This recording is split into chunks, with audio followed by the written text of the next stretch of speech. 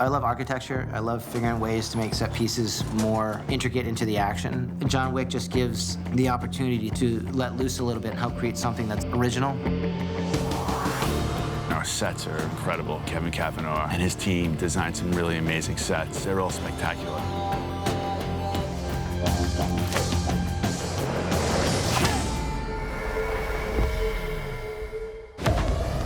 You know, in 2, we did a mirror room. In 3, we have this insane glass house that was a multi-million-dollar set, which had to be designed by engineers, and is just a logistical nightmare. So we thought the coolest place to hide ninjas was a place that you can't hide anything, which is an entire house made out of glass.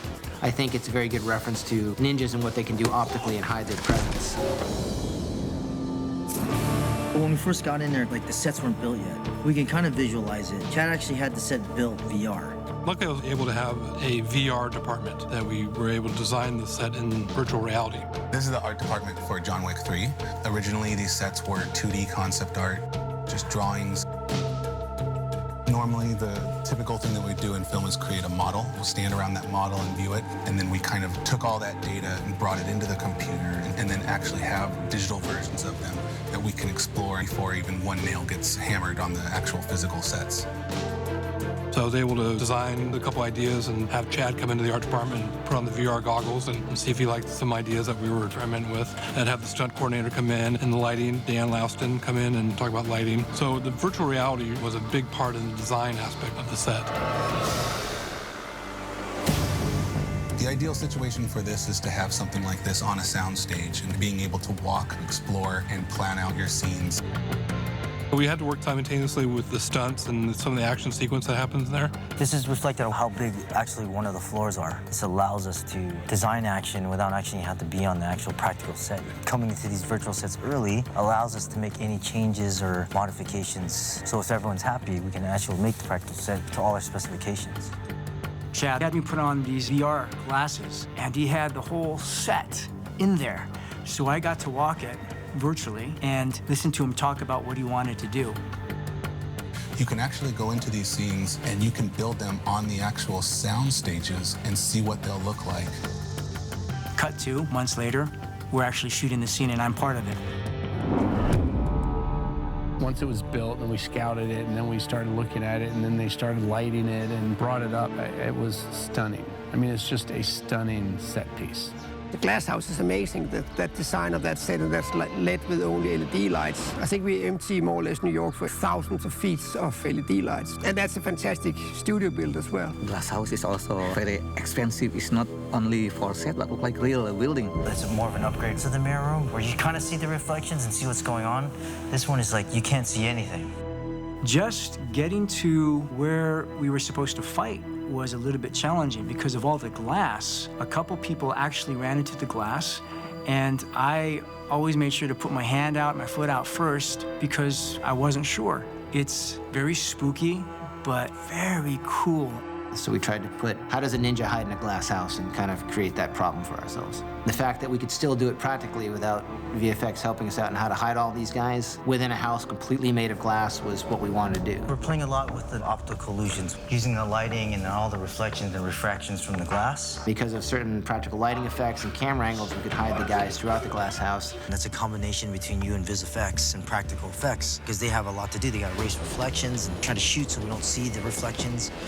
We wanted to utilize the glass house as much as possible, so we took that fight and went through every inch of that floor. What would you do when you fight in a glass house? Be careful not to break anything, but in this case, everything's gonna break.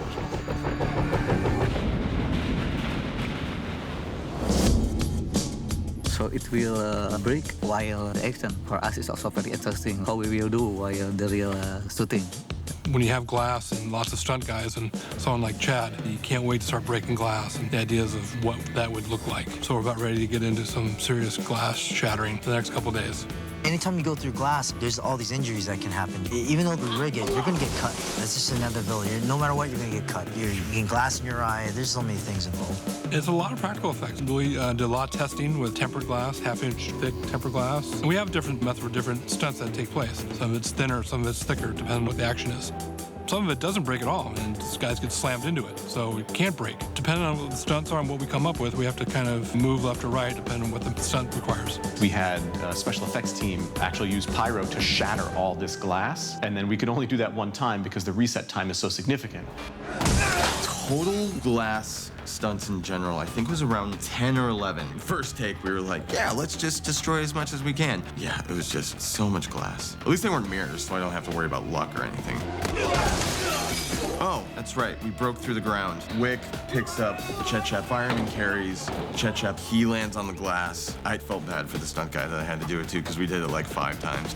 And then, so what we did was we were all in wires, and then we took the glass away, so we're just hanging there. And also a throwback to the first movie when Daniel Bernhardt throws me over the balcony in the red circle. Pretty much just hung us, and then it's called a 3-ring, which we pull a tag and you just fall. And it was probably about 9 or 10 feet, just straight to the ground.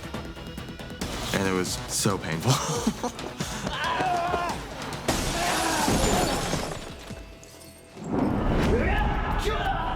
I said to Chad already, after finish with the movie, how they will do with the building. So Chad said it away. For us, it looks like real building. How cannot just sell to someone who want to collect?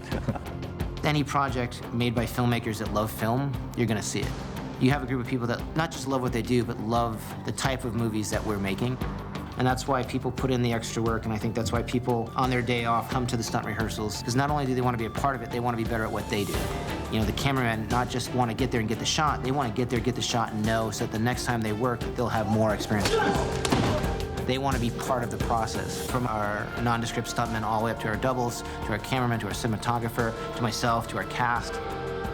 When everyone sees everyone working hard, you want to work harder. I'll catch up to you, John.